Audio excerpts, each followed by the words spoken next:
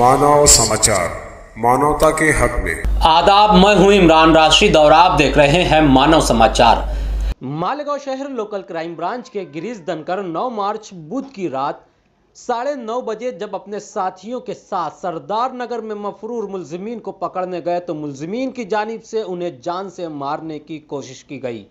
ऐसी तफसीलात Malegaon police control room से मौसूल हुई। इस मामले में पुलिस ने मुलजिमीन के खिलाफ 353/307/504/34 और आर्म एक्ट 3/25 के तहत मुकदमा दर्ज कर लिया है। वारदात की संगीनी को देखते हुए नासिक जिला एसपी सचिन पाटिल, शहर एएसपी चंद्रकांत खांडवी, डीवाईएसपी लता डोंडे, आजाद नगर पुलिस इंस्पेक्टर पारिक और लोकल क्राइम ब्रांच समेत पुलिस ने रात में तकरीबन 2:30 बजे तक सरदार नगर इलाके में दौरा करते हुए पंचनामा की कार्रवाई अंजाम दी। हासिल हुई तफसीलात के मुताबिक आयशा नगर पुलिस स्टेशन में फरार मुलजिमीन के खिलाफ मुकदमा दर्ज है।